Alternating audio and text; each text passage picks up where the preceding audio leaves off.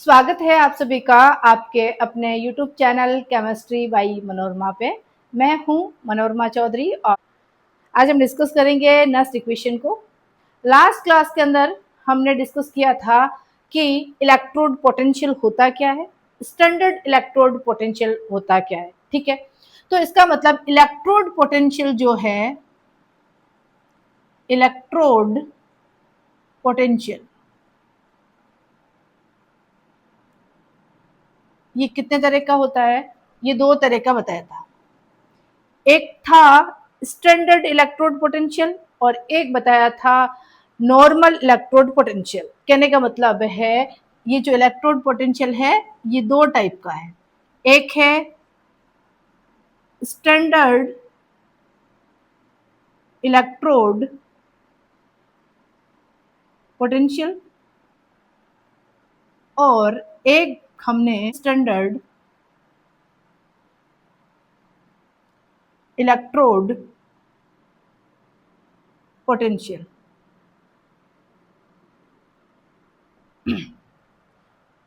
हमने बताया था, हमने डिस्कस किया था कि जो स्टैंडर्ड इलेक्ट्रोड पोटेंशियल है ना, स्टैंडर्ड वर्ड कब यूज करेंगे? कहने का मतलब है स्टैंडर्ड तब यूज करेंगे जब इसमें टेम्परेचर कितना लेंगे, फिक्स एक टेम्परेचर लेंगे। कौन सा? 298 केल्विन। ठीक है, कहने का मतलब है रूम टेम्परेचर पे 25 डिग्री सेल्सियस पे, और हमें यहाँ पे केल्विन में लेना है। तो डिग्री सेल्सियस को केल्विन में चेंज करते हैं तो 273 में ऐड करते हैं तो ये कितना आ गया? 298 केल्विन।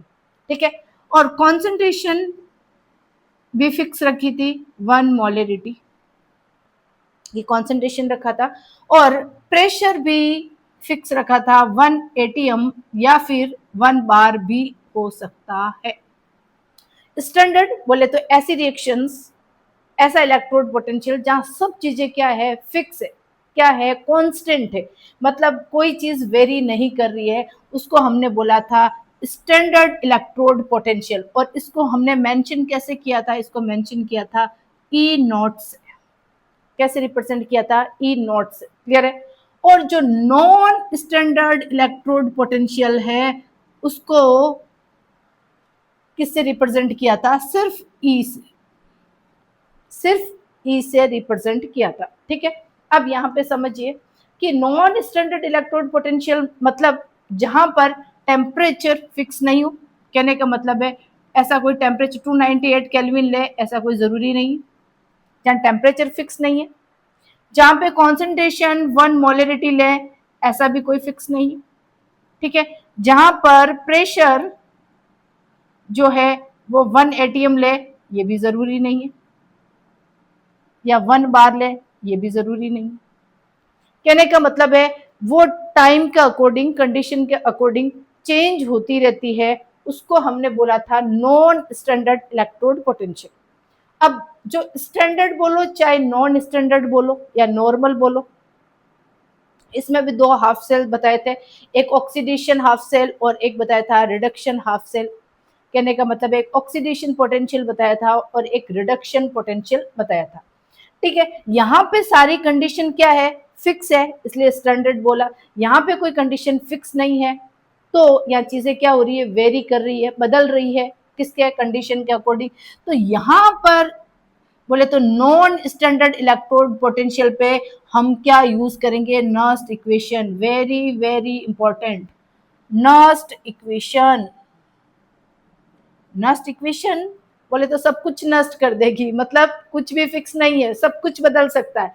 तो हमेशा नॉन स्टैंडर्ड इलेक्ट्रोड पोटेंशियल पे नस्ट इक्वेशन काम करेगी, और जो स्टैंडर्ड इलेक्ट्रोड पोटेंशियल पे वहां पे सारी चीजें क्या रहेगी? फिक्स रहेगी, कांस्टेंट रहेगी। यहाँ पर फर्स्ट कंडीशन तो यही है जहां से स्टेटमेंट आता है कि नस्ट इक्वेशन अप्लाई कहाँ पे होता है? नस्ट इक्वेशन अप्लाई होता है नॉन स्टैंडर्ड इलेक्ट्रोड पोटेंशियल।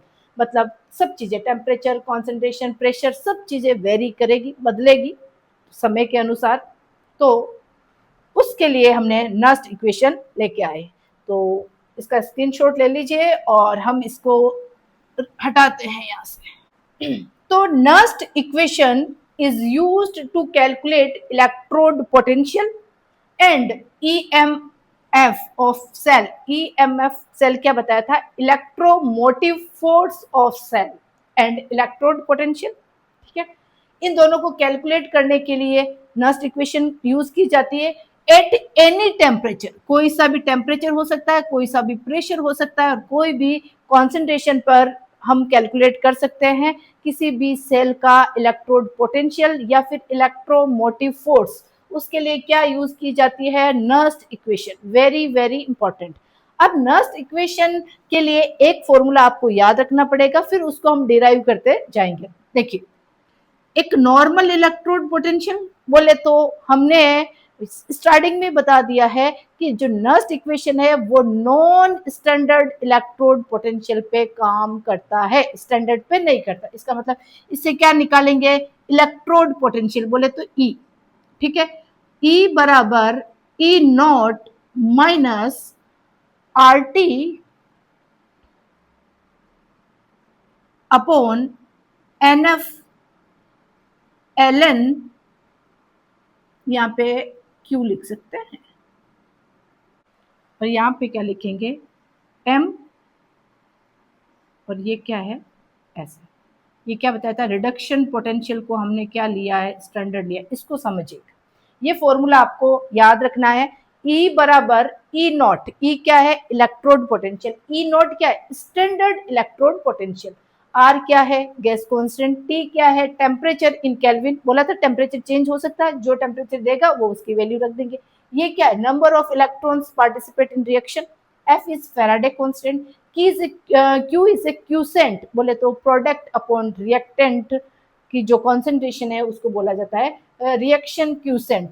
तो हम यहाँ पे लिख देते हैं E बराबर, ये देखो ये रिडक्शन, ये ऐसे लिखा हुआ है ना, इसको समझिएगा कि ये ऐसे लिखा हुआ है M, और ये ऐसे करके और इस तरह से। इसका मतलब हमने आपको पहले भी बताया है कि IUPAC ने कौन से रिडक्शन पोटेंशियल को, मतलब IUPAC ने जो स्टैंडर्ड रिडक्शन पोटेंशियल को ही क्या माना है? स्टैंडर्ड माना है। ऑक्सीडेशन पोटेंशियल को उसने स्टैंडर्ड नहीं माना है। कहने का मतलब है रिडक्शन पोटेंशियल को ही IUPAC ने एक्सेप्ट किया है, और ये हमने क्या बताया है? ये रिडक्शन पोटेंशियल बताया, और ये क्या बताया? ये स्टैंडर्ड रिडक्शन पोटेंशियल। क्लियर है? तो देखिए, तो E is a electrode potential. ठीक है, E not is standard electrode potential. ठीक है, T इज ए टेम्परेचर, किसके अंदर? इन केल्विन। वो किस में होना चाहिए? केल्विन में ही होना चाहिए। ठीक है, F is Faraday constant, Faraday's constant, और ये फैराडे कांस्टेंट की वैल्यू क्या है? इसकी है 96500 कूलॉम मोल इनवर्स। ये इसकी यूनिट है, Coulomb mole inverse. Charge on 1 mole of electrons. इसको चीज को ये बता रहा है कि एक मोल पर कितने नंबर ऑफ इलेक्ट्रॉन्स है, उसको क्या बताया है? Faraday constant. ओके, E हो गया, E नॉट हो गया, R नहीं बताया। R is the gas constant, यहां लिख देते हैं। R इज गैस कांस्टेंट, और गैस कांस्टेंट की value 8.314 joule kelvin inverse mole inverse. देखो जो वैल्यू आपको दे रखी ना, ये तो आपको याद होनी चाहिए कि गैस कांस्टेंट की वैल्यू जूल में क्या है, टेम्परेचर किस में ले रहे हैं, इलेक्ट्रोड पोटेंशियल क्या है, स्टैंडर्ड इलेक्ट्रोड पोटेंशियल क्या है, फैराडे कांस्टेंट की वैल्यू क्या है 96500 कूलॉम मोल इनवर्स। तो ये सारी, और एन, एन क्या है? Number of electrons, number of electrons. Clear है? तो आपको ये रिएक्शन याद रखनी है। E बराबर E naught minus R T upon N F L n. L n क्या है? L n is a natural log. L n क्या है? इसको क्या बोलते हैं? Natural log. ये नेचुरल लॉग है, not log, it's natural log. और एल एन को हम लॉग में कन्वर्ट करेंगे, वो भी फॉर्मूला आपको बताएंगे। तो E बराबर E naught minus R T upon N F L n Q. अब हाँ, इस क्यू को नहीं बताया। Q is the reaction quotient. इसको क्या बोला जाता है? Reaction quotient. रिएक्शन, इसको बोला जाता है रिएक्शन क्यूसेंट। और Q का मतलब क्या है? Q का मतलब है concentration of product upon concentration of reactant. और यहाँ पे क्या है? इसकी स्टाइक्योमेट्रिक मैट्री, ठीक है। और यहाँ पे भी इसकी स्टाइक्योमेट्री है। ये है कि Q is the reaction quotient और इसका मतलब है प्रोडक्ट अपॉन रिएक्टेंट। क्लियर है? तो ये सारी चीजें आपको सबसे पहले नर्स इक्वेशन के अंदर ये फॉर्मूला पता होना चाहिए कि नॉर्मल इलेक्ट्रोड, स्टैंडर्ड इलेक्ट्रॉन वो वेरी कर रहा है किसके साथ में? वो वेरी कर रहा है टेम्परेचर के साथ, कॉन्सेंट्रेशन के साथ, नंबर ऑफ इलेक्ट्रॉन्स के साथ। और ये क्या है? क्यू क्या है? रिएक्शन क्यूसेंट बोला जाता है, जिसका मतलब है प्रोडक्ट की कॉन्सेंट्रेशन कितनी है और रिएक्टेंट की कॉन्सेंट्रेशन क्या है। और ये इनकी पावर क्या बता रही है? कितने स्टाइक्योमेट्री बोले कितने नंबर ऑफ मोल्स हैं जो इस रिएक्शन के अंदर पार्टिसिपेट कर रहे हैं। तो क्लियर है? इसका स्क्रीनशॉट ले लीजिए, इसको लिख लीजिए और मैं इसको मिटा रही हूं। तो इसके लिए E बराबर E naught minus RT upon NF ln Q। Clear है? अब इसको Q को हमने बताया, अब पहले नेचुरल लॉग को बता देते। देखो नेचुरल लॉग को जब लॉग में कन्वर्ट करते हैं ना, लॉग बेस 10 में, या फिर हम सिर्फ लॉग भी बोल सकते हैं। तो नेचुरल लॉग को लॉग में कन्वर्ट करते हैं ना, तो उसको क्या 2.303 इससे इनटू किया जाता है, इसको ध्यान रखना। ये नेचुरल लॉग को जब लॉग बेस 10 में कन्वर्ट करते हैं या फिर लॉग में कन्वर्ट करते हैं तो 2.303 से इनटू किया जाता है, इसको स्पेशली ध्यान रखना। इसका मतलब यहां पर मैं ये वैल्यू लिख सकती हूं कैसे? E बराबर E नॉट माइनस 2.303, ठीक है, RT upon NF log product की कॉन्सेंट्रेशन क्यूसेंट को बताया था और रिएक्शन की रिएक्टेंट की कॉन्सेंट्रेशन, और यहाँ पे इसकी क्या आ जाएगी? स्टाइक्योमेट्रिक। बस नेचुरल लॉग को मैंने लॉग में कन्वर्ट कर दिया और यहाँ पे मैंने किसको इनटू कर दिया? 2.303 को। और देखो RT ऐसा ही है, NF ऐसा ही है, लॉग को कन्वर्ट कर दिया। या नेचुरल लॉग था, ये लॉग है। इसको आप ध्यान रखिएगा। ये किसके अंदर कन्वर्ट कर दिया? लॉग के अंदर। अब यहाँ पे एक स्पेशल नोट बना के लिखिएगा, very very important, for gaseous species use pressure ratio. Second, very very important, in case of solid and liquid, in case is unity बोले तो 1, बोले तो सॉलिड की जो कॉन्सेंट्रेशन है, देखो कॉन्सेंट्रेशन स्क्वायर ब्रैकेट को बोला जाता है कॉन्सेंट्रेशन। किसके कॉन्सेंट्रेशन? सॉलिड की कॉन्सेंट्रेशन। ये भी क्या किसके इक्वल होगी? 1 के। और लिक्विड की कॉन्सेंट्रेशन भी किसके इक्वल होगी? 1। ये वेरी वेरी इंपॉर्टेंट। क्लियर है? तो ये फॉर्मूला E बराबर E naught minus RT upon NF ln Q, Q is the product upon reactant, ये लिख दिया।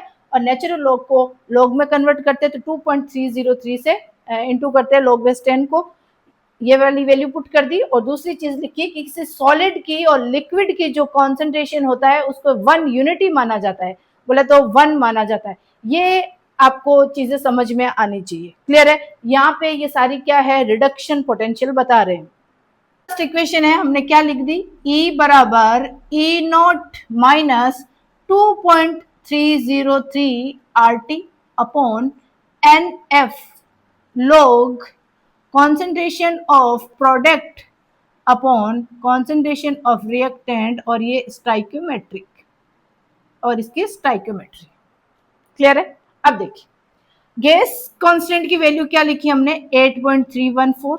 ओके, टेम्परेचर हमने क्या बताया था कि टेम्परेचर आपको क्या किसमें लेना है? केल्विन में। यहाँ 298 केल्विन ले लेते हैं। क्लियर है? और F क्या बताया? Faraday constant 96500 coulomb mole inverse अभी करवाया था। और N जो है वो तो रिएक्शन पे डिपेंड करता है कि इसके अंदर कितने नंबर ऑफ इलेक्ट्रॉन्स गेन हुए या फिर इलेक्ट्रॉन रिमूव हुए। क्लियर है? तो इन सब की वैल्यू, इनकी जगह इसकी वैल्यू रख दें, किसकी, E बराबर E नॉट माइनस 2.303, R की वैल्यू क्या रख दें, इंटू 8.314 इंटू टेम्परेचर किस में ले लें, केल्विन में ले लें, और केल्विन में 298 केल्विन, बोले तो room temperature 25 degree Celsius kelvin में चेंज करें तो 298 केल्विन आएगा, अपॉन एन, एन तो चेंज होगा, रिएक्शन पे डिपेंड करेगा, ओके वो तो हम पर्टिकुलर कुछ नहीं बोल सकते हैं, रिएक्शन लाएंगे तभी पता चलेगा एन क्या है।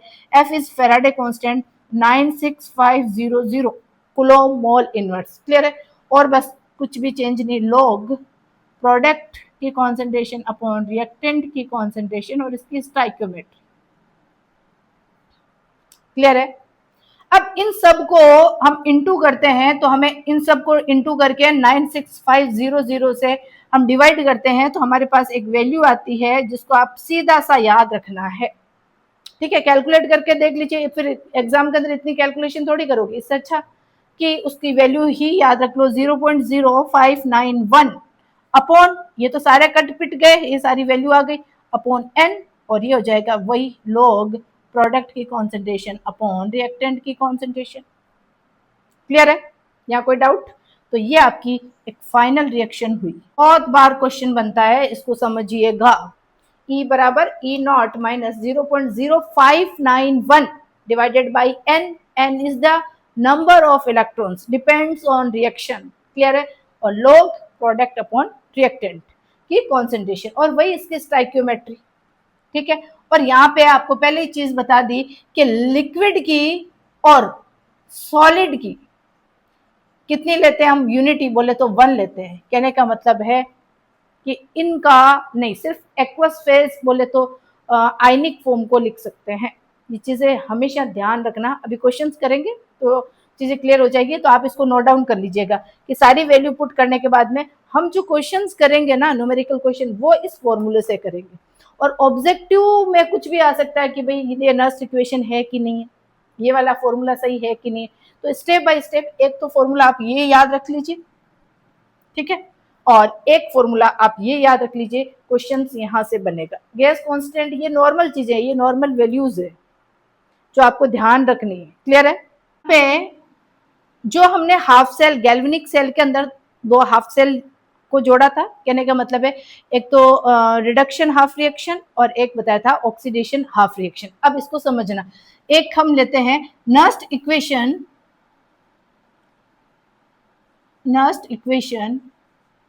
फॉर हाफ सेल रिएक्शन,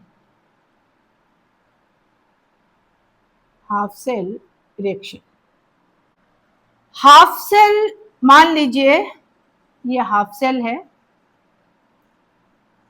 और हमने इस तरह से लिख दिया E,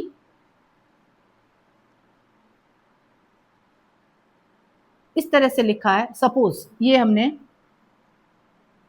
इस तरह से लिखा है, तो ये देख के ही आपके डायरेक्ट समझ में आ जाना चाहिए कि यहाँ पे कुछ ऑक्सीडेशन नंबर थे और यहाँ पे ऑक्सीडेशन नंबर क्या हो गए, घट गए, बोले तो 0 हो गए, क्लियर है। इसका मतलब ये क्या दे रखा है, ये दे रखा है रिडक्शन पोटेंशियल, ये क्या है, ये कौन है, ये है रिडक्शन पोटेंशियल, क्या है, रिडक्शन पोटेंशियल। आपको बताया था कि आईयूपीएससी ने रिडक्शन पोटेंशियल को ही क्या माना है, स्टैंडर्ड माना है, मतलब इस रिएक्शन को देखकर हमें ये समझ में आ रहा है कि यहाँ पर कोई एक मेटल थी, उसने नंबर ऑफ इलेक्ट्रॉन्स को क्या किया, एक्सेप्ट किया, और इलेक्ट्रॉन को एक्सेप्ट करके और वो किस में कन्वर्ट हो गई, वो मेटल में कन्वर्ट हो गई, बोले तो वो सॉलिड स्टेट के अंदर आ गई। और ये कौन सी फेज थी, ये एक्वस थी, ये कैसी फेज थी, एक्वस बोले तो आयनिक फेज थी। इसका मतलब ये रिएक्शन बन रही है, क्लियर। देखिए कि यदि हमें इसके लिए नर्स्ट इक्वेशन लिखनी पड़े तो कैसे लिखेंगे, इसको समझिएगा। हमने क्या लिखा, E बराबर, अब यहाँ पे कौन सा E है, रिडक्शन वाला है, बिल्कुल ऐसे लिख देते हैं Mn, और ये M इक्वल टू, ये इसके बेस पे, ठीक है ना, और ये क्या है, स्टैंडर्ड रिडक्शन पोटेंशियल, इसको भी तो ऐसे ही लिखा जाएगा, माइनस 0.0591 डिवाइडेड बाई n, बताया था, log हमने क्या लिखा, प्रोडक्ट अपॉन रिएक्टेंट, क्या लिखा था, कॉन्सेंट्रेशन ऑफ प्रोडक्ट। तो आप देखो इसका मतलब ये कौन है, रिएक्टेंट की कॉन्सेंट्रेशन, और ये कौन है, प्रोडक्ट की कॉन्सेंट्रेशन। लेकिन यहाँ पे प्रोडक्ट किसको दे दिया, प्रोडक्ट सॉलिड दे दिया। आपको अभी समझाया था कि सॉलिड की जो कॉन्सेंट्रेशन होगी, वो सॉलिड की कॉन्सेंट्रेशन कितनी होगी, वो 1 होगी। कहने का मतलब है वहां पे 1 ही लिखेंगे, उसके कॉन्सेंट्रेशन को क्या मानेंगे, 1 मांगेंगे। तो यहाँ पे क्या लिखेंगे, 1, क्योंकि प्रोडक्ट है। रिएक्टेंट कौन है, एक्वस फेज है, एक्वस आयनिक फेज को तो हम लिखते हैं, तो इसको कैसे लिखेंगे, कैसे लिखी हुई है ये, M प्लस N, ये है, ये आपको बता दिया है रिडक्शन पोटेंशियल के रेफरेंस में नर्स्ट इक्वेशन कैसे लिखी जाती है। क्लियर है, बस आपको तो ये फॉर्मूला याद आना चाहिए, E बराबर E naught minus 0.0591 divided by N log। अब यहाँ पर ये डिपेंड करता है N कितना है। इसका मतलब यदि हमने सपोज कीजिए यहाँ पे क्या ले लिया, इसको समझिएगा कि हमने, चलो नेक्स्ट एक इक्वेशन बता दूंगी जिसके अंदर मान लीजिए जिंक वाला है ना, तो बता देते मन में कोई वहम नहीं रहना चाहिए। ठीक है, ये किस में कन्वर्ट हो गया, जिंक सॉलिड में। इसका एग्जांपल ये है, इसका क्या हो रहा है, रिडक्शन हो रहा है। अब देखिए इसका मतलब यहाँ पे कितने नंबर ऑफ इलेक्ट्रॉन्स ने पार्टिसिपेट किया, 2 ने, तो यहाँ से 2 से क्या कर देंगे, इनटू कर देंगे। क्लियर है, ये क्वेश्चंस करेंगे न्यूमेरिकल क्वेश्चन, और तो आपको सब चीजें क्लियर हो जाएगी। तो ये इसको फटाक से आप लिख लीजिएगा, और मैं इसको यहां से मिटा देती हूँ। अब देखिए नेक्स्ट कि नर्स्ट इक्वेशन फॉर सेल। अब इधर देखिए इसको कि हमने एक रिएक्शन लिखी ए, उसके जो स्टाइक्योमेट्री कितने हैं, ए स्मॉल ए, और ये रिएक्टेंट कौन है, ए। स्मॉल बी क्या है, स्टाइक्योमेट्री है, और कैपिटल बी क्या है, वही रिएक्टेंट है। कन्वर्ट किस में हो रहा है, ये कन्वर्ट हो रहा है सी में, और इसकी स्टाइक्योमेट्री सी है, और एक प्रोडक्ट है डी, और इसकी स्टाइक्योमेट्री है स्मॉल डी। अब हमें इस रिएक्शन के लिए नर्स्ट इक्वेशन लिखनी है। इस सेल के क्या है, E बराबर E naught cell, E cell equal to E naught cell minus यही फॉर्मूला 0.0591 डिवाइडेड बाई N। हमें नहीं पता यहाँ पे N कितना है, क्या चेंजेस हो रहा है, N लिख दिया, log प्रोडक्ट। अब यहाँ पे हमने ना तो सॉलिड दे रखा है, ना लिक्विड दे रखा है, ना एक्वस फेज, तो एज इट इज ये क्या है, ये प्रोडक्ट की कॉन्सेंट्रेशन है, और ये कौन है, ये रिएक्टेंट है। ठीक है, और सी की स्टाइक्योमेट्री कितना है, स्मॉल सी, डी की स्टाइक्योमेट्री क्या है, स्मॉल डी, इसी तरह से ए की स्मॉल ए, बी की स्मॉल बी, ये स्टाइक्योमेट्री है ना।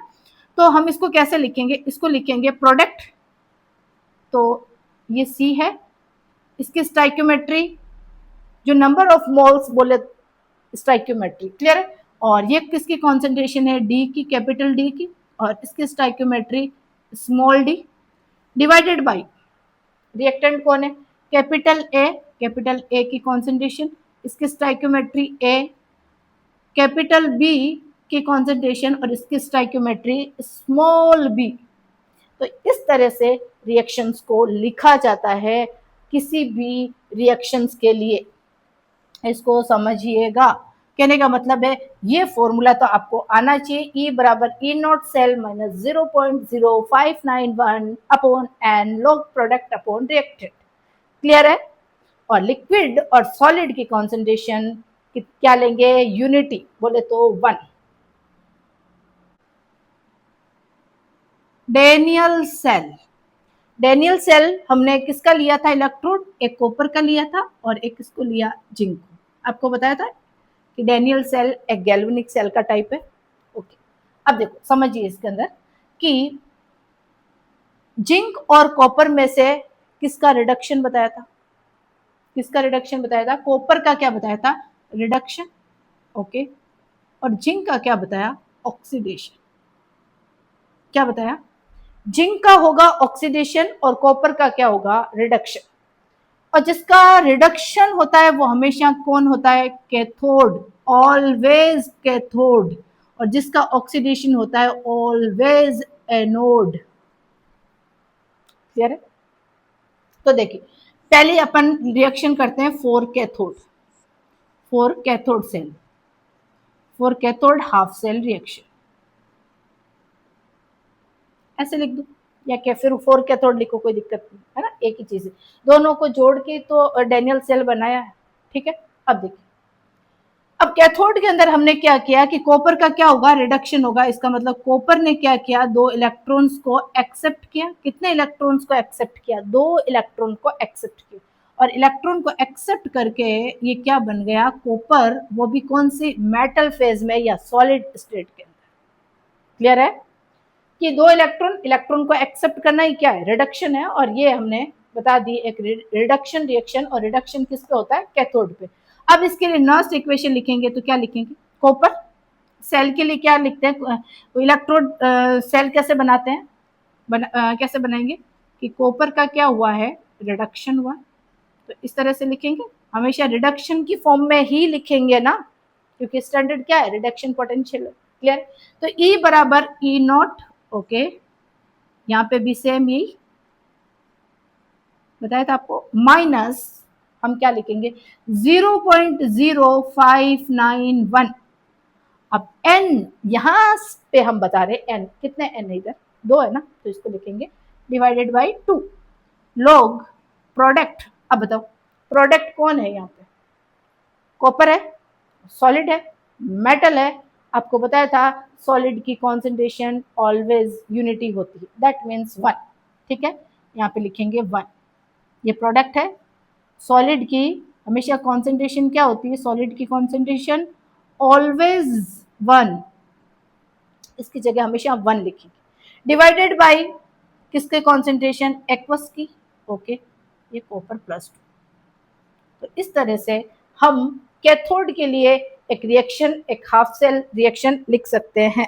एनोड के लिए क्या लिखेंगे? For anode half cell reaction, half cell reaction या हाफ सेल। ठीक है, तो जिंक का क्या हुआ? ऑक्सीडेशन, और ऑक्सीडेशन जिसका होता है उसको क्या बोला जाता है? एनोड। ओके, तो यहाँ पे जिंक का क्या हुआ? ऑक्सीडेशन। जिंक किस में कन्वर्ट हो गया? Zn+2 में, और +2 इलेक्ट्रॉन। हाफ सेल के लिए इसका ई नॉट लिखेंगे, इसका इलेक्ट्रोड पोटेंशियल लिखेंगे। तो क्या लिखेंगे इसके लिए? हमने ये बोला, आईपीएससी ने क्या बोला? Reduction potential. तो हम इसको कैसे, किस फॉर्म में लिखेंगे? हम इसको इस फॉर्म में लिखेंगे, Zn+2 Z convert into Zn equal to E naught standard Zn+2 Zn minus, इसको क्या लिखेंगे? 0.0591 डिवाइडेड बाई, इसमें कितने नंबर ऑफ इलेक्ट्रॉन्स पार्टिसिपेट कर रहे हैं? 2 डिवाइडेड बाई 2, फिर उसके बाद में लोग। अब देखिए, अब इसके अंदर प्रोडक्ट कौन है? ये देखो, जिंक कौन है? सॉलिड है, एक मेटल थी, और मेटल से एक किसमें कन्वर्ट हुआ है? एक्वस फेज के अंदर कन्वर्ट हुआ, या आयनिक फेज के अंदर कन्वर्ट हुआ। तो प्रोडक्ट कौन है? प्रोडक्ट Zn+2 है। रिएक्टेंट कौन है? रिएक्टेंट Zn है। बोले तो सॉलिड स्टेट में। तो देखिए प्रोडक्ट में क्या लिखेंगे? पहले कौन लिखते हैं? पहले लिखते हैं प्रोडक्ट। यहाँ प्रोडक्ट कौन है? यहाँ प्रोडक्ट जो है वो आयनिक फॉर्म में है, तो कौन है वो? Zn+2। तो Zn+2 आयन की कॉन्सेंट्रेशन, स्टाइक्योमेट्री कितनी है इसकी?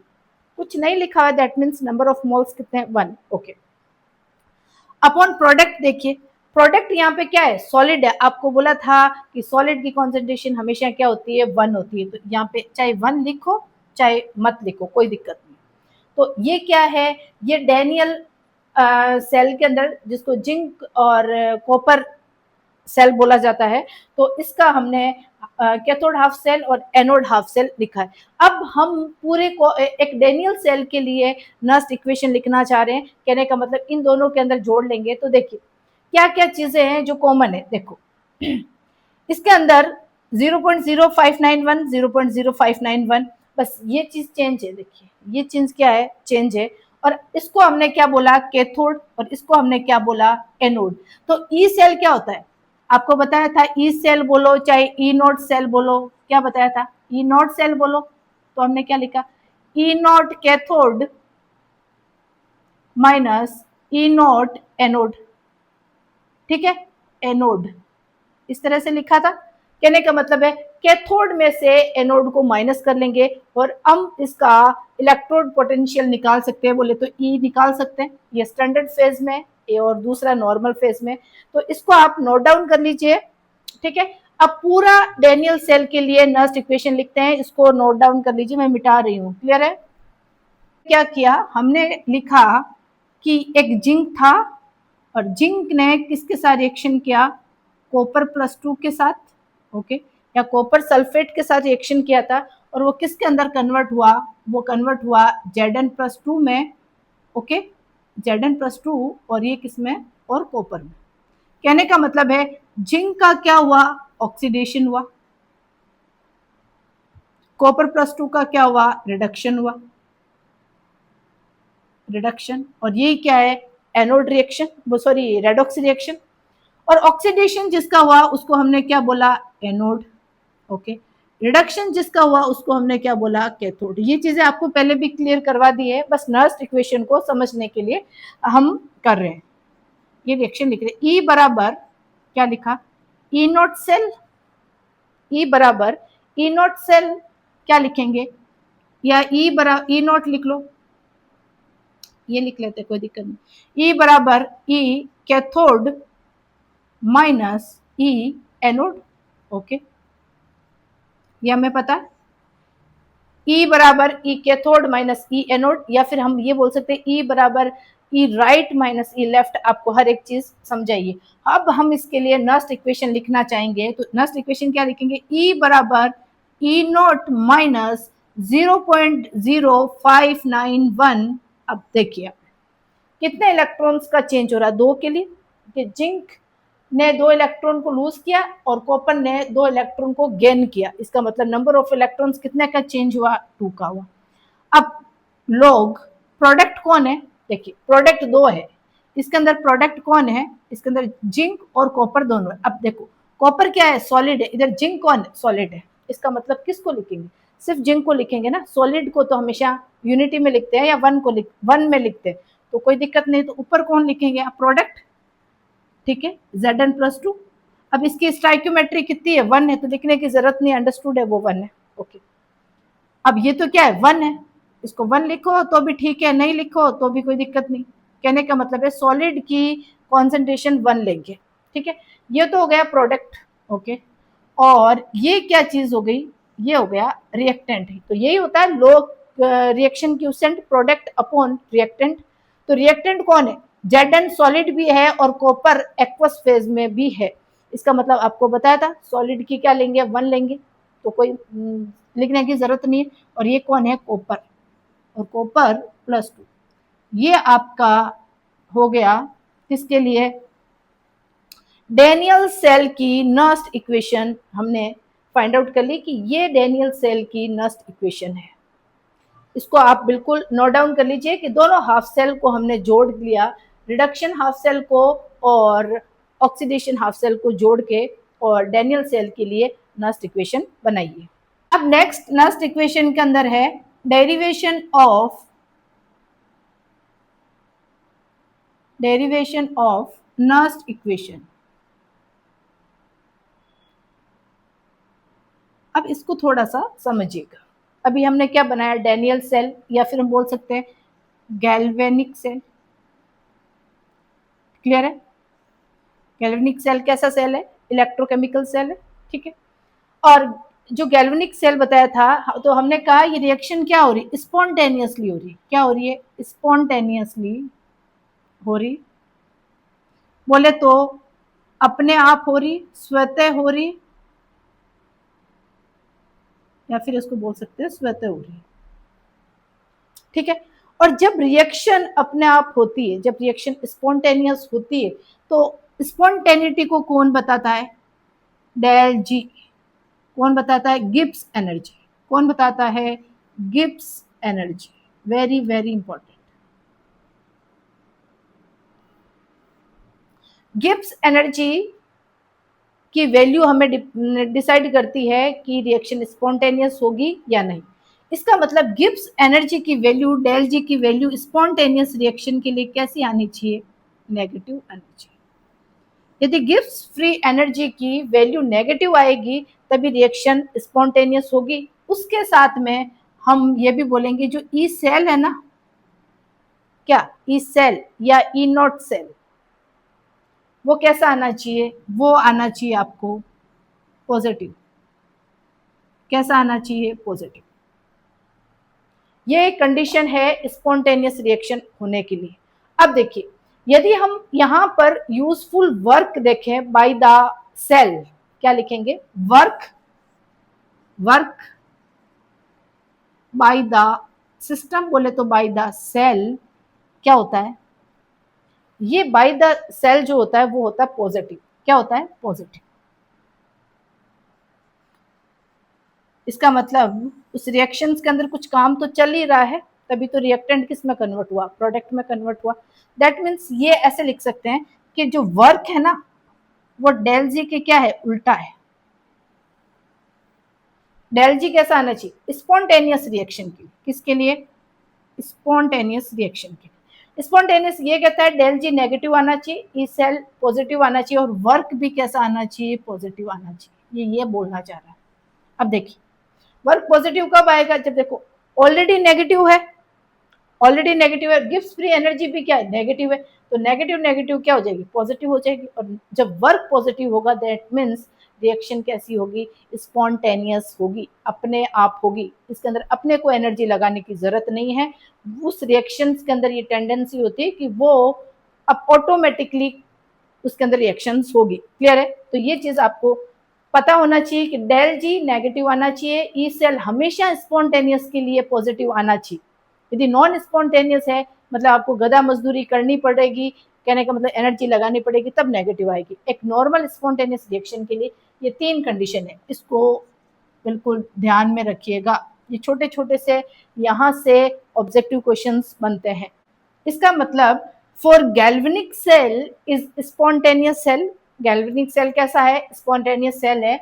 Involve spontaneous reaction means work done by the cell. तो यहाँ पे ये फॉर्मूला हो गया। क्लियर है? अब देखिए और इसको समझिए। इसका मतलब ये क्या है? Useful work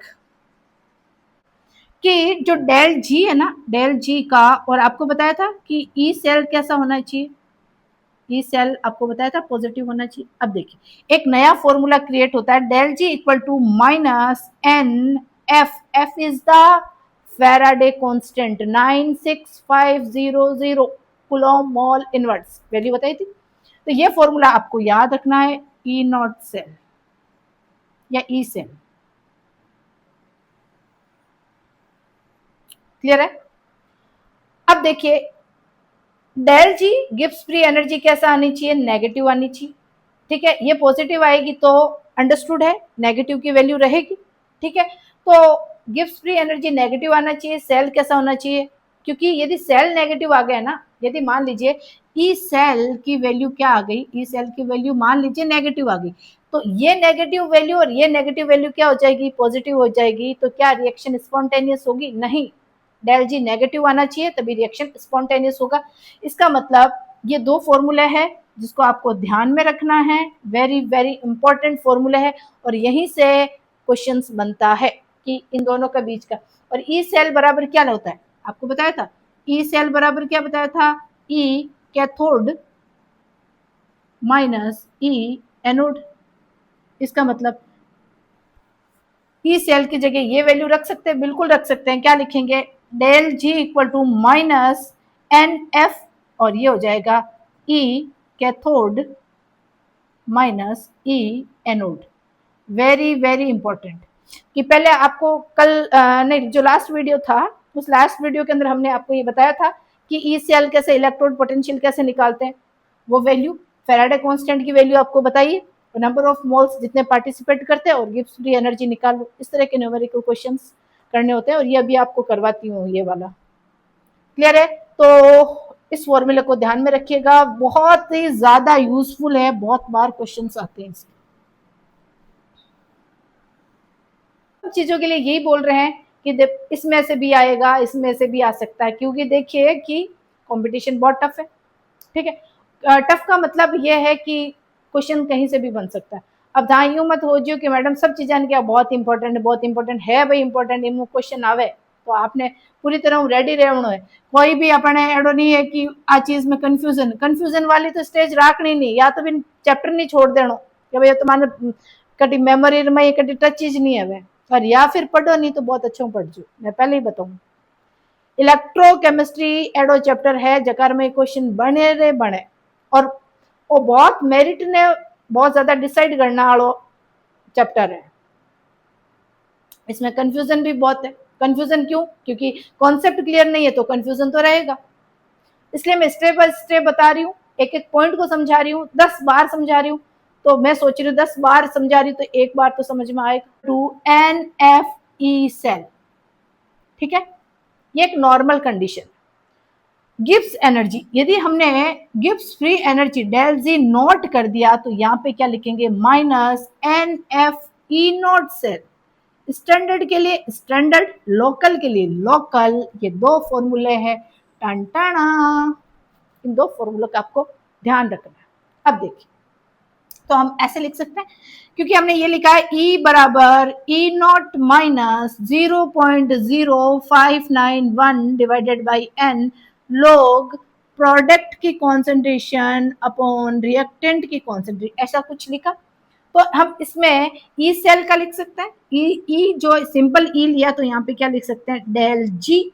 okay, E naught यहाँ पे क्या बता देते हैं, स्टैंडर्ड के लिए Gibbs free energy minus 0.0591 upon N log product upon reactant की कॉन्सेंट्रेशन।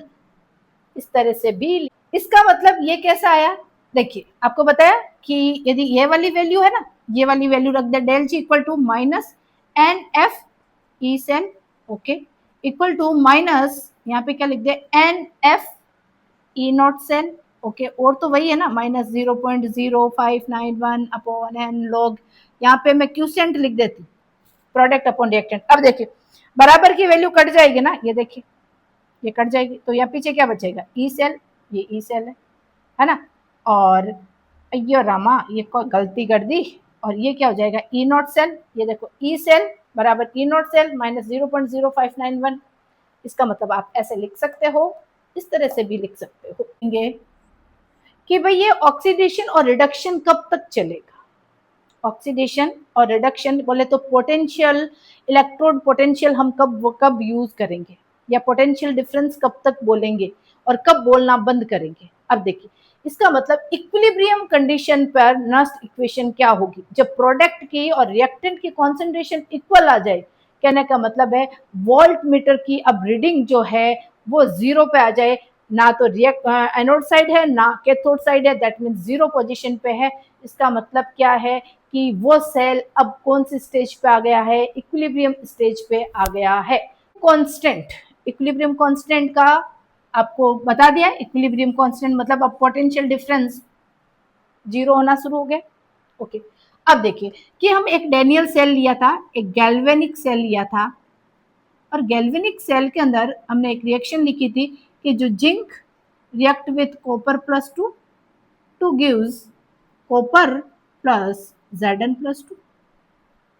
अब देखिए और इसको समझिए कि टाइम के साथ साथ कॉपर प्लस टू बोले तो रिएक्टेंट की कॉन्सेंट्रेशन घटती गई, copper plus two concentration of, ऐसे ये जो स्क्वायर ब्रैकेट का साइन होता है ना वो किसको बताता है, ये सिर्फ स्क्वायर ब्रैकेट का जो सिंबल होता है ना वो कॉन्सेंट्रेशन को बताते हैं। तो हम लिख सकते हैं concentration of copper plus two ions decrease and, कहने का मतलब है टाइम के अकॉर्डिंग रिएक्शन जैसे से आगे प्रोसीड होगी वैसे कॉपर प्लस टू की जो कॉन्सेंट्रेशन है टाइम के अकॉर्डिंग घटती जाएगी, और जिंक प्लस टू की कॉन्सेंट्रेशन टाइम के अकॉर्डिंग क्या होती जाएगी, बढ़ती जाएगी। And concentration of zinc plus two, concentration of zinc plus two increase.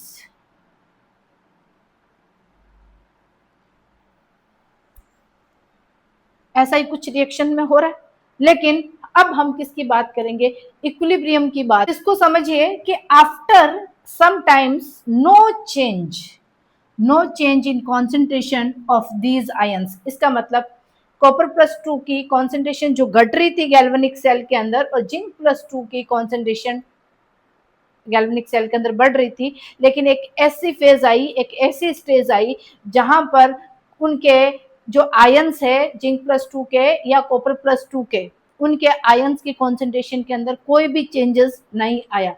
No change in concentration of these ions and voltmeter, जो वोल्ट मीटर क्या दे रहा है, रीडिंग दे रहा है, वो कितनी दे रहा है, 0 पर। इसका मतलब ना तो प्लस की ओर बता रहा है ना वो माइनस की ओर बता रहा है। एक इक्विलिब्रियम वोल्टमीटर की रीडिंग यदि 0 आ जाए that means equilibrium has been attend. इसका मतलब अब उस सेल ने अपनी इक्विलिब्रियम को एग्जिस्ट कर लिया है, इक्विलिब्रियम अटेंड कर लिया है। तो अब इक्विलिब्रियम जो कांस्टेंट है वो नर्स्ट इक्वेशन पे क्या इफेक्ट डालेगी उसको समझते हैं हम। यहां तक आप लोग लिख लीजिए।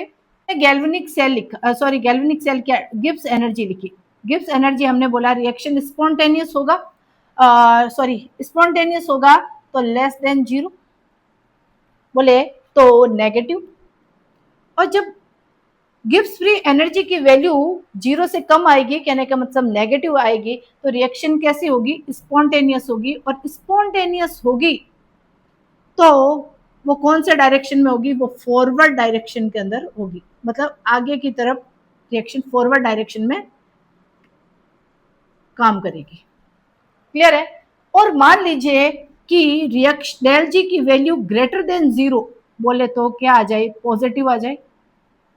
और जब गिब्स एनर्जी की वैल्यू पॉजिटिव आ गई तो वो कैसी होगी, नॉन स्पॉन्टेनियस। कैसी, नॉन स्पॉन्टेनियस।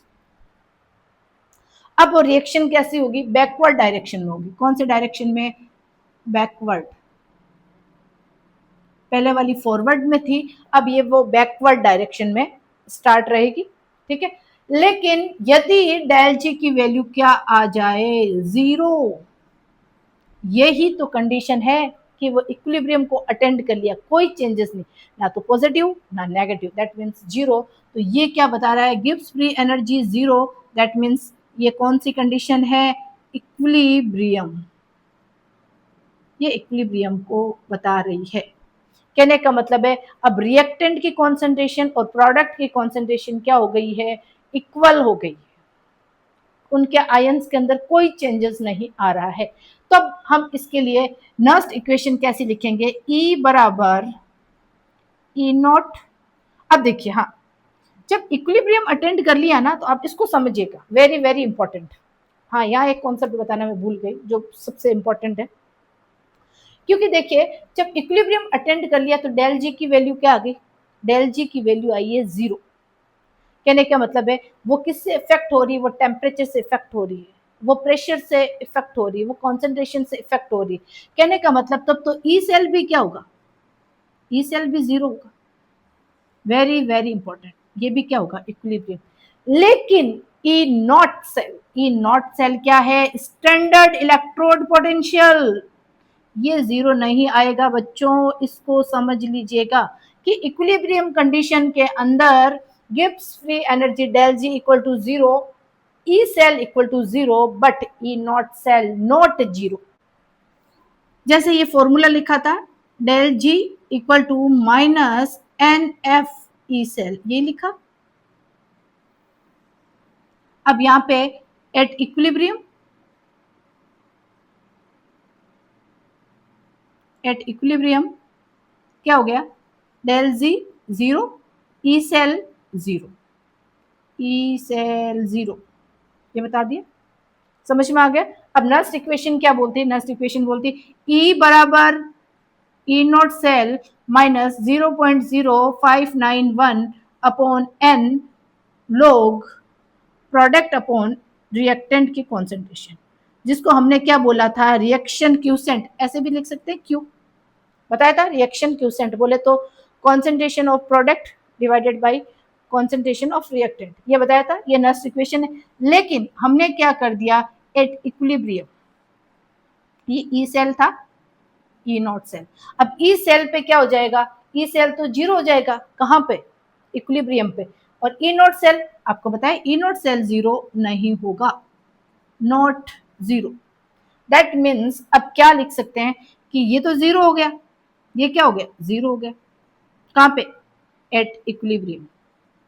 इसको समझना है, एट इक्विलिब्रियम ई जीरो, क्योंकि ई सेल क्या हो गया, जीरो हो गया, equal to E naught cell, नहीं ये तो जीरो नहीं हुआ, ठीक है, माइनस 0.0591 अपॉन एन। अब देखिए ये है रिएक्शन क्यूसेंट। अब हमने कहां पे बात की कि ये क्या अटेंड कर लिया, इसने इक्विलिब्रियम अटेंड कर लिया, इसका मतलब फॉरवर्ड डायरेक्शन में होगी। अब देखिए क्योंकि यदि डेल जी नेगेटिव होता तो फॉरवर्ड डायरेक्शन में होते, किधर, इधर की साइड होता है। डेल जी क्या होगा, पॉजिटिव, तो ये क्या होगी, बैकवर्ड डायरेक्शन में होगी, क्लियर है। अब लेकिन यहाँ पे डेल जी क्या हो गया, जीरो हो गया, मतलब इक्विलिब्रियम। अब इसका मतलब हम यहाँ ये नहीं कह सकते हैं कि प्रोडक्ट कितना बना या रिएक्टेंट कितना बढ़ा, किसको बोले प्रोडक्ट और किसको बोले रिएक्टेंट। इसका मतलब रिएक्शन क्यूसेंट के अंदर जो प्रोडक्ट की कॉन्सेंट्रेशन है वो किसके इक्वल है, वो इक्वल है रिएक्टेंट की कॉन्सेंट्रेशन की। तो अब यहां पे क्या यूज करेंगे, यहां पे हम यूज करेंगे इक्विलिब्रियम कांस्टेंट। यहां पे क्या यूज करेंगे, केसी, ये केसी को बताता है, केसी, ये केसी। कहने का मतलब है प्रोडक्ट की कॉन्सेंट्रेशन डिवाइडेड बाई रिएक्टेंट की कॉन्सेंट्रेशन किसके इक्वल है। इसको ऐसे भी लिख सकते हैं, प्रोडक्ट, इधर लिख लेते हैं कि प्रोडक्ट की कॉन्सेंट्रेशन और रिएक्टेंट की कॉन्सेंट्रेशन की जगह हमने क्या लिख दिया, केसी। और केसी क्या बताता है, इक्विलिब्रियम कांस्टेंट। इसको क्या बोला जाता है, equilibrium constant, very very important. कैसे इज द इक्विलिब्रियम कांस्टेंट। अब क्यू, ये जो क्यू था रिएक्शन क्यूसेंट, ये क्या था, एक नॉर्मली एक इरिवर्सिबल रिएक्शन था। कहने का मतलब रिएक्टेंट प्रोडक्ट में कन्वर्ट हो गया ना, तो प्रोडक्ट रिएक्टेंट में कन्वर्ट नहीं होगा। लेकिन यहाँ पे क्या है, रिएक्टेंट प्रोडक्ट में जा रहा है, प्रोडक्ट से वापस रिएक्टेंट में जा रहा है, तो ये है आपके इक्विलिब्रियम कंडीशन पर रिएक्शन। वेरी वेरी इंपॉर्टेंट कि नस्ट इक्वेशन इक्विलिब्रियम पे कैसे काम करती है, ऐसे करती है। अब इसको लिखेंगे कैसे, इसको समझिएगा, इसको कैसे लिखेंगे, ये सारा आप लोग नोट डाउन कर लीजिएगा भैया। अब इसको थोड़ा सा यहाँ लिख के रखते हैं ताकि आपको समझ में आ जाए, ठीक है। और इसके ऊपर जो है इसको मिटा देते हैं।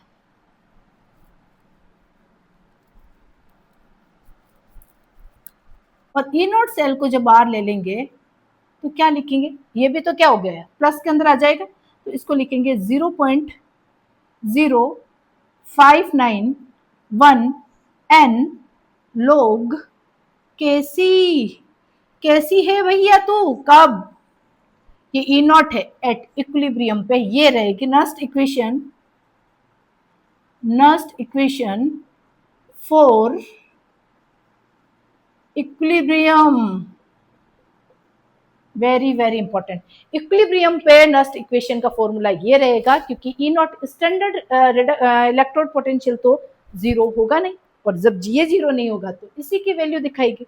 और यदि हमें किसकी वैल्यू निकालनी है, केसी की, किसकी वैल्यू निकालनी है, केसी की, और ये लॉग है, और लॉग को कैंसिल आउट कौन करता है, एंटी लॉग, क्लियर है, antilog, okay, antilog, ये यहां से इनटू हो जाएगा, इसको क्या लिखेंगे, n E naught cell divided by 0.0591। ये तो देखो यहाँ से क्रॉस मल्टीप्लिकेशन हो जाएगा, ये डिवाइड में चला जाएगा, बस ये अपने भाई साहब है सिर्फ कैसी को निकालने के लिए। यहाँ तक तो बच्चे निकाल लेते हैं, लेकिन फिर उसके बाद में उस लोग का क्या लेना पड़ता है, हमें एंटी लोग लेना पड़ता है, और एंटी लोग लेके फिर उसके बाद में हम कैसी की वैल्यू बोले तो इक्विलिब्रियम कांस्टेंट की वैल्यू निकाल सकते। कब, जब क्या हो, कैसी कंडीशन हो, del G equal to zero, that means E cell equal to zero.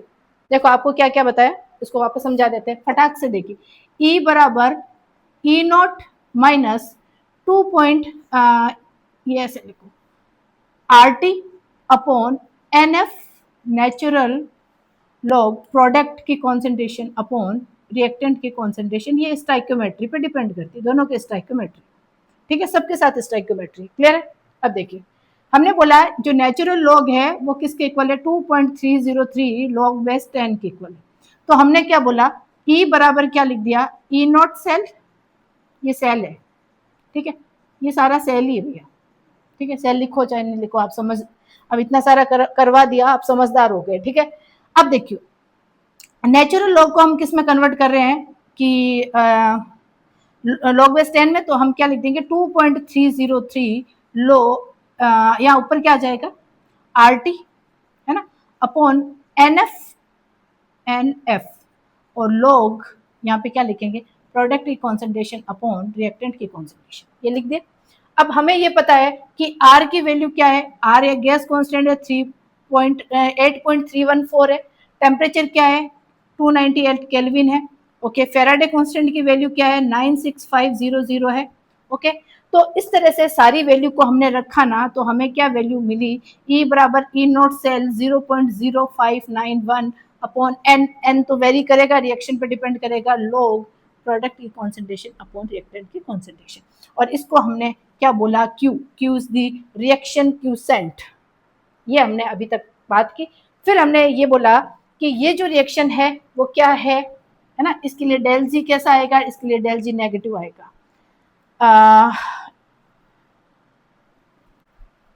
फिर इसके लिए क्या बताया कि रिएक्शन डेल जी पे डिपेंड करता है, डेल जी बराबर n F E naught cell होता है, ठीक है, और डेल जी बराबर कैसे लिख सकते हैं, minus N F E cathode minus E, या स्टैंडर्ड लिया, ये यदि नॉर्मल लिया तो नॉर्मल ही लो, ई एनोड।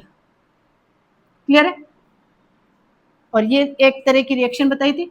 फिर दूसरी चीज क्या बताई कि इक्विलिब्रियम कंडीशन, सॉरी, डेल जी यदि नेगेटिव है, पॉजिटिव है, या फिर जीरो है ना, ये तीनों कंडीशन क्या बताती है कि तीनों, ये स्पॉन्टेनियस रिएक्शन के लिए बताती है, ये नॉन स्पॉन्टेनियस रिएक्शन के लिए बताती है, और डेल जी इक्विलिब्रियम पे बताती है। और जब इक्विलिब्रियम कंडीशन आएगी तो आपको बताया कि ई सेल क्या हो जाएगा, जीरो होगा, but E naught cell zero नहीं होगा, ये चीज बताई।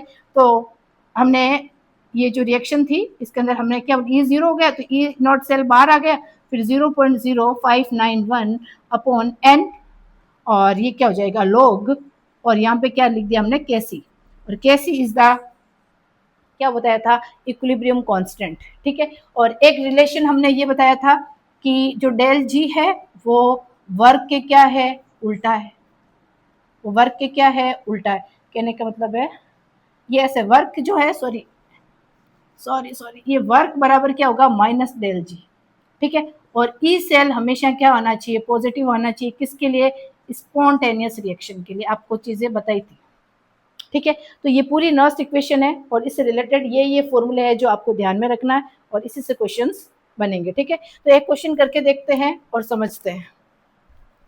देखिए इसके अंदर लॉग है, तो लॉग की आपकी वैल्यू याद होनी चाहिए कि log 1 की वैल्यू क्या होगी, 0 होगी, और log 10 की वैल्यू क्या होगी, 1 होगी, इसको समझिएगा, ठीक है।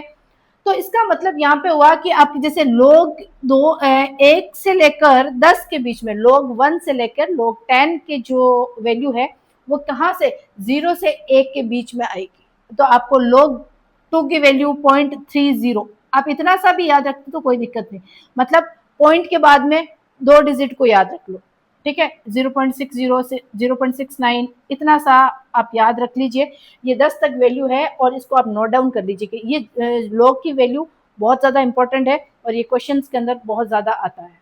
क्लियर है? तो आपको ये समझना होगा या इनको याद रखना पड़ेगा, ये लॉग की वैल्यू को आपको याद रखना पड़ेगा, लॉग 1 से लेकर 10 तक, 1 की 0, 10 की 1, इतना सा, कहने का मतलब है 2 और 9 के बीच में क्या होगा, 0 से ऊपर और 1 से नीचे वैल्यू आएगी। क्लियर है? तो ये आपको याद रखनी पड़ेगी, कोई कॉन्सेप्ट नहीं। अब देखिए यदि ऐसा लिखा हुआ है कि log x की पावर n, ऐसा कुछ लिखा हुआ है ना, इसको कैसे सॉल्व करेगा, इसको सॉल्व करोगे log nx, इस तरह से, ये देखो एक रिफरेंस, जैसे मान लीजिए log 5 की पावर 2, 5 की पावर कितनी है, 2 है, तो इसको कैसे लिखेंगे, इसको लिखेंगे 2 log 5, ऐसे लिखेंगे, ठीक है। अब log 5 की वैल्यू क्या है, log 5 इसको 0.70 भी लिख सकते हैं, कोई दिक्कत नहीं, इसकी वैल्यू है ना लगभग 9 समथिंग आ रही है ना, तो इसको 0.70 भी लिख सकते हैं, मतलब रफली एक वैल्यू आ जाएगा उसके अप्रोक्सीमेट, इतना एग्जामिनर इतने छोटे छोटे से पॉइंट्स में दिक्कत नहीं करेगा वो, है ना। तो यहाँ पे 0.7 लिख सकते हो, कोई दिक्कत नहीं, और इससे आपकी वैल्यू फाइंड आउट कर सकते हो। कहने का मतलब है यदि आपको 25 की वैल्यू नहीं आ रही है, किसकी वैल्यू नहीं आ रही, अब 5 का स्क्वायर क्या होता है, 25 ही होता है, इसका मतलब तो इसलिए 25 की वैल्यू आ जाएगी, क्योंकि देखो लोग जो 100 है ना, लोग 100, अब हमें पता है कि लोग 100 की वैल्यू कैसे निकाले, तो हमें ऐसे तो आएगा नहीं, तो हम क्या करते हैं 10 का स्क्वायर कर दो, किसका स्क्वायर कर दिया, 10 का स्क्वायर कर दिया, 10 का स्क्वायर क्या होता है 100 होता है। अब इसको देखो सॉल्व करते हैं, क्या लिखेंगे 2 log 10, अब हमें पता है log 10 की वैल्यू क्या है 1 है, इसकी वैल्यू पूरी क्या है 1 है, तो ये log 100 की वैल्यू क्या आ जाएगी, log 100 की वैल्यू आ जाएगी 2। इसका मतलब क्या है, log 1 की वैल्यू 0, log 10 की वैल्यू 1 और log 100 की वैल्यू 2। इसका मतलब ये हुआ कि log 10 की वैल्यूज और log 100 की वैल्यू, 100 का कितना होता है 2 और इसका होता है 1, इसका मतलब ये बीच की जो वैल्यू होगी वो 1 पॉइंट समथिंग से लेकर 2.9 समथिंग तक आएगी, सॉरी 1.9, 1.9। ये चीजें समझने की, जिनका है ना स्क्वायर हो रहा है, जिनका क्यूब हो रहा है, तो आप लोग उसका कर सकते हो, जैसे है ना, तो ये कितना हो जाएगा 27, तो इसको ऐसे लिख सकते हैं लोग, मतलब इसको कैसे सॉल्व करेंगे, एक्स एन, एन तो ये एन तो पावर होती है ना, एन इज द पावर, ये पावर है, तो ये पहले पावर आ जाएगी, फिर उसके बाद में जो वैल्यू है वो रख दीजिए। तो इस तरह से आप लोग 10 तक याद रख लो, उसके बाद में तो आपको ऐसी लोग की वैल्यू नहीं देगा कि बस अब इसका स्क्वायर भी नहीं हो रहा है, क्यूब भी नहीं हो रहा है, तब उस कंडीशन के अंदर वो लोग की वैल्यू आपको देगा, क्वेश्चन के अंदर पक्का गिवन होगी। तो इतना तो आपको मेहनत करनी पड़ेगी, इतनी तो मेहनत करनी पड़ेगी, कोई ऑप्शन नहीं। अब क्वेश्चन देखिए, क्वेश्चन को समझिए क्या बोल रहा है, द स्टैंडर्ड इलेक्ट्रोड पोटेंशियल, बोले तो स्टैंडर्ड इलेक्ट्रोड पोटेंशियल, ठीक है, जिसको किससे रिप्रेजेंट करते हैं, ई नोट से रिप्रेजेंट करते हैं, क्लियर है। फॉर डेनियल सेल इज, ये कितना दे रखा है 1.1 वोल्ट, क्लियर है। Calculate the standard Gibbs free energy या Gibbs energy for reaction, okay. Standard देखिए गिब्स फ्री एनर्जी क्या होती है, del G, standard Gibbs free energy क्या होगी, डेल जी नॉट, बता दिया कि सिंपल डेल जी लिखा हुआ है तो वो गिब्स एनर्जी है, और डेल जी के ऊपर यदि नॉट आ गया तो इसका मतलब वो स्टैंडर्ड गिब्स फ्री एनर्जी है, क्लियर है। और ये पूछा है कि ये आपको फाइंड आउट करनी है। अब देखिए, अब हमें ये फॉर्मूला आ गया, हमें ये पता है डेल जी नॉट बराबर n F E naught cell, यदि ये फॉर्मूला आता है तो क्वेश्चन कर दोगे, मैंने कहा था इनमें छोटे छोटे से फॉर्मूले याद करिए, क्वेश्चन बहुत इजीली हो जाएगा। डेल जी नॉट हमें कैलकुलेट करना, ओके। अब हमें ये पता है डेनियल सेल, डेनियल सेल क्या बोलता है, उसकी रिएक्शन आपको पता होनी चाहिए। डेनियल सेल क्या बोलता है कि डेनियल सेल बोल रहा है जिंक का तो क्या होगा ऑक्सीडेशन और कॉपर का क्या होगा रिडक्शन, इसका मतलब ऐसी कोई रिएक्शन हुई है ना, हमें ये तो डेनियल सेल की तो रिएक्शन अब याद हो जानी चाहिए कि हाँ जिंक कॉपर वाला डेनियल सेल है, जिंक का ऑक्सीडेशन कॉपर का रिडक्शन, ठीक है। अब देखिए इधर, इसका मतलब कितने नंबर ऑफ इलेक्ट्रॉन्स का चेंज हुआ, देखो जिंक किस में गया Zn+2 में गया ना, तो इसने 2 इलेक्ट्रॉन्स क्या किया रिलीज किया, और कॉपर ने क्या किया 2 इलेक्ट्रॉन क्या किया गेन किया, और ये कॉपर में आ गया, ऐसा ही है प्रोडक्ट, प्रोडक्ट और ये क्लियर है, ये यहाँ से कैंसिल आउट हो गए और आपको क्या मिला Zn plus copper plus 2 two gives Zn+2 plus copper, clear है। इसका मतलब n कितना मिल गया अपने को, माइनस लिखना है क्योंकि स्पॉन्टेनियस रिएक्शन होने के लिए डेल जी कैसा आना चाहिए नेगेटिव आना चाहिए, ओके। अब नेगेटिव लिख दिया, n कितना है बच्चों 2, क्योंकि हमें पता है 2 इलेक्ट्रॉन का गेम हुआ इधर, ओके। f इज द क्या बताया था फेराडे कांस्टेंट, जो आपको याद रखना है, कितना याद रखना है 96500, इंटू ई नॉट सेल कितना दे रखा है, ई नॉट सेल बोले तो स्टैंडर्ड इलेक्ट्रोड पोटेंशियल कितना दे रखा है 1.1। अब इसको आप लोग इंटू कर लीजिए और जो भी आपका आंसर आएगा वो लिख लीजिएगा, वैल्यू है, इसको आप कैलकुलेट कर लीजिएगा, है ना।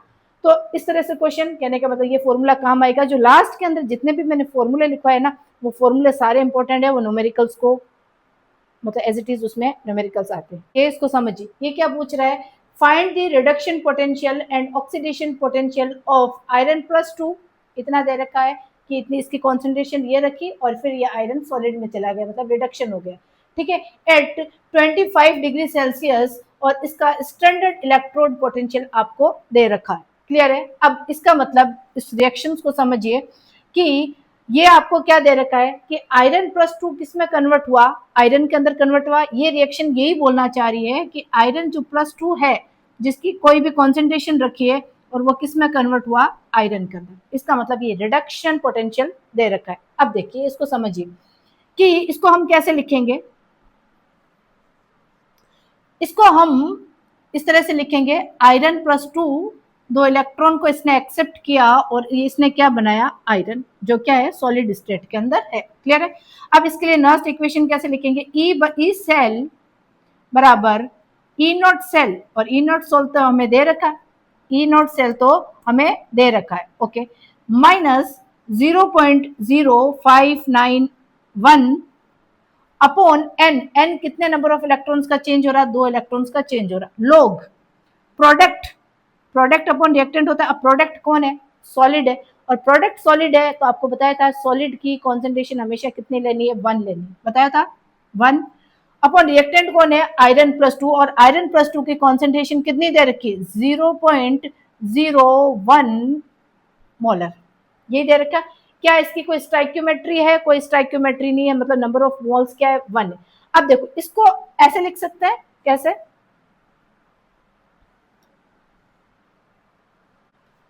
यहाँ पे 1 लिखा है क्योंकि जैसे सॉलिड होता है प्योर सॉलिड, कहने का मतलब है प्योर सॉलिड और प्योर लिक्विड, प्योर लिक्विड की कॉन्सेंट्रेशन क्या लेते हैं, इसकी कॉन्सेंट्रेशन ऑलवेज कितनी लेंगे, 1 लेंगे, इसलिए यहाँ पे हमने 1 किया। अब देखो इसको ऐसा लिख सकते हैं कि ये 1.0.01 है, पॉइंट हटाया, कितने जीरो आए, 2 जीरो आए, इसका मतलब लोग किसकी वैल्यू मिल गई अपने को, लोग, इसको ऐसे लिख सकते हैं कि लोग 100।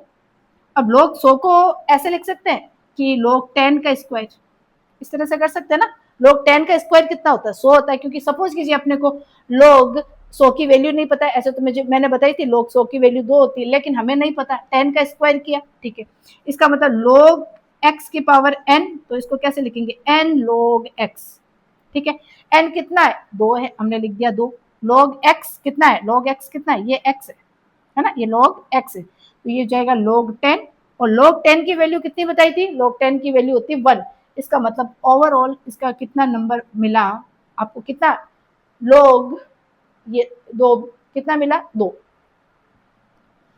क्लियर है ना यहाँ से कि 2 log 10 की वैल्यू क्या हो गई, बोले तो log 100 की वैल्यू क्या हो गई, 2, ठीक है, इसका मतलब ये पूरी वैल्यू क्या हो गई, 2। क्लियर है, यहां तक कोई डाउट, ये पॉइंट हटाया, कितने पॉइंट हटे, 2 हटे, ऊपर गए 2 जीरो लगे तो ऑलरेडी 1 है, कितने हो गए 100, और log 100 की वैल्यू होती है 2, ओके। तो हम इसको ऐसे लिख सकते हैं, E बराबर E naught cell minus 0.0591 divided by 2, और ये क्या हो गया, इसका पॉइंट को यहाँ से हटाया, 2 जीरो, इसका मतलब ये कटा, और log 100 की वैल्यू 2 इंटू 2, यहाँ से ये कटा और ये क्या वैल्यू आ गई।